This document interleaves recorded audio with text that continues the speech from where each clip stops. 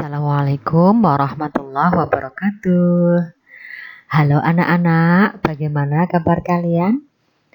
Semoga kita semua dalam keadaan sehat walafiat, jauh dari penyakit dan tidak kurang suatu apa. Amin ya rabbal alamin.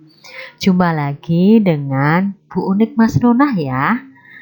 Alhamdulillah hari ini kita akan belajar bersama lagi. Hari ini kita akan belajar mata pelajaran Sejarah Kebudayaan Islam atau SKI. Adapun materi yang akan kita pelajari adalah ketabahan Nabi Muhammad Shallallahu Alaihi Wasallam dalam berdakwah. Materi ini ada dalam mapel SKI kelas 4 Madrasah Ibtidaiyah maupun sekolah dasar. Sudahkah kalian siap untuk memulai pembelajaran hari ini? Ayo kita lanjut pada gambar selanjutnya.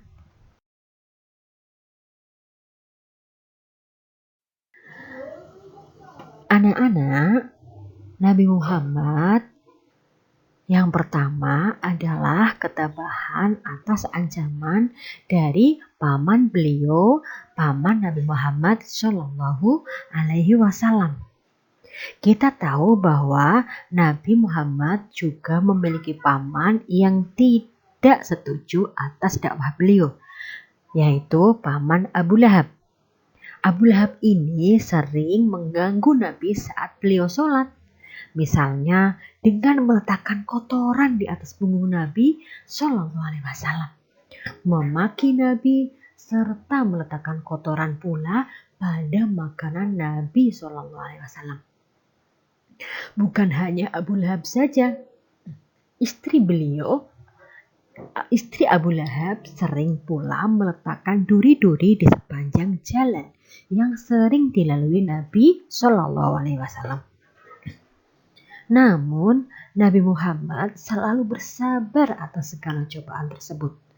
Kemudian Allah menurunkan firman-Nya, yaitu Quran Surah Al-Lahab ayat 1-5.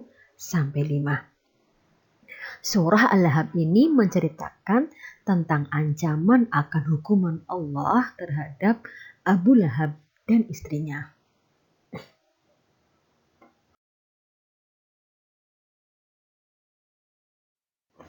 Anak-anak, yang kedua kita akan belajar mengenai ketabahan Nabi atas ancaman para penguasa Mekah.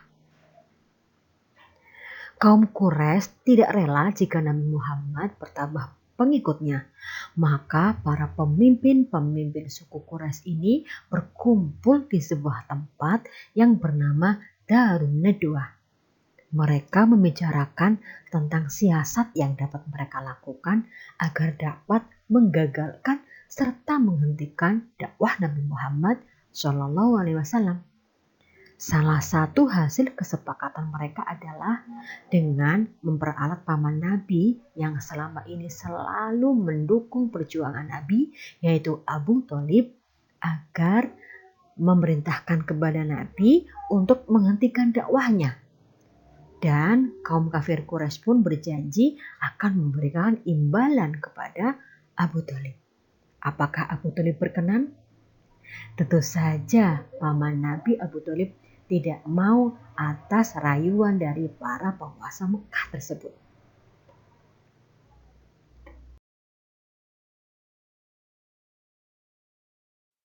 Yang ketiga adalah ketabahan Nabi atas siksaan kaum kafir Quraisy.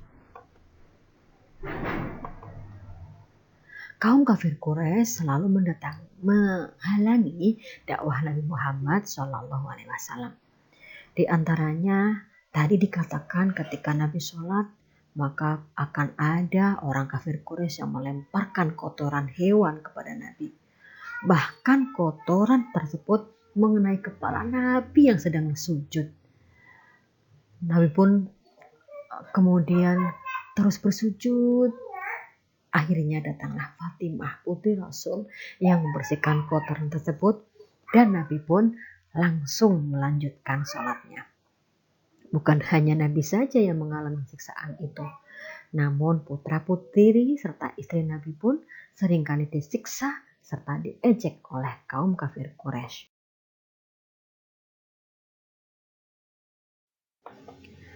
Yang keempat adalah dengan cara pemboikotan Bani Hashim dan Bani Muthalib. Anak-anak tahu apakah arti dari pemboikotan? Pemboikotan berarti pengucilan. Kaum kafir Quraisy melakukan pemboikotan terhadap Bani Hashim karena selama ini Bani Hashim selalu membela dan melindungi Nabi Muhammad SAW. Dengan pemboikotan ini, Nabi dan umat Islam pada waktu itu menderita kelaparan, kemiskinan, dan tidak dapat berhubungan dengan dunia luar.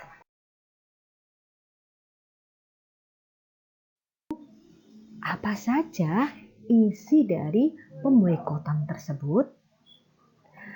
Isi yang pertama adalah tidak boleh melakukan jual beli dengan Bani Hashim, Bani Abdul Muthalib, dan umat Islam. Yang kedua, dilarang mengadakan perdamaian kecuali jika Muhammad menyerahkan diri.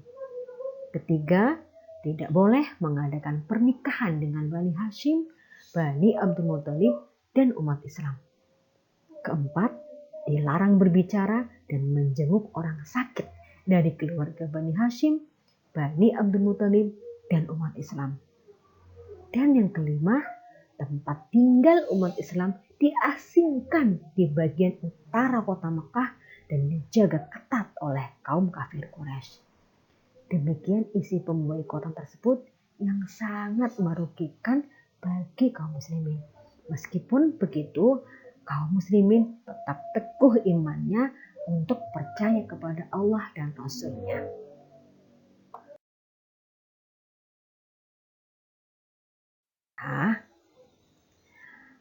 Ternyata papan pengumuman pemboikotan itu ditempelkan di dinding Ka'bah.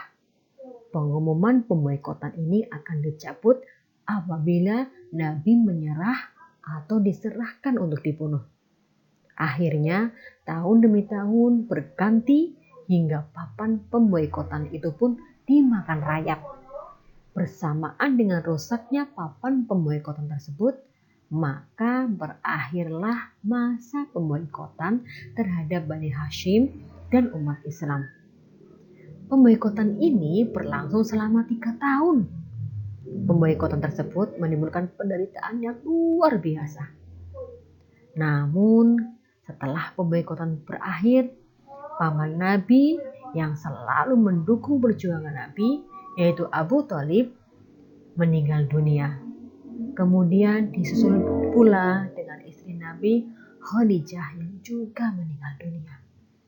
Sehingga tahun tersebut dikenal dengan sebutan Amul Huzni, yaitu tahun kesedihan. Kenapa bersedih? Karena Rasulullah kehilangan 2 sosok yang selalu mendukung perjuangan Nabi, yaitu Abu Thalib, paman Nabi, dan Khadijah, istri Nabi.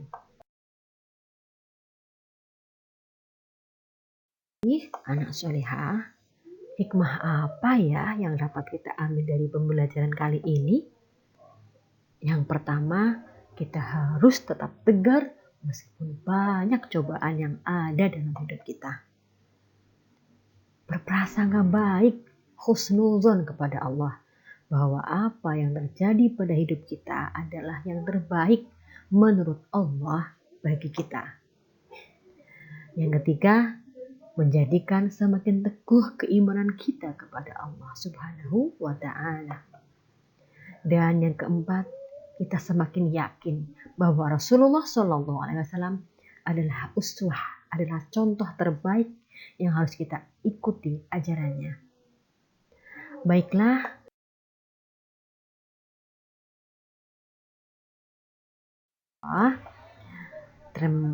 demikian atas perhatiannya ya. Jumpa lagi pada kesempatan yang lain, pada pembelajaran yang lain. Terima kasih, sampai jumpa lagi.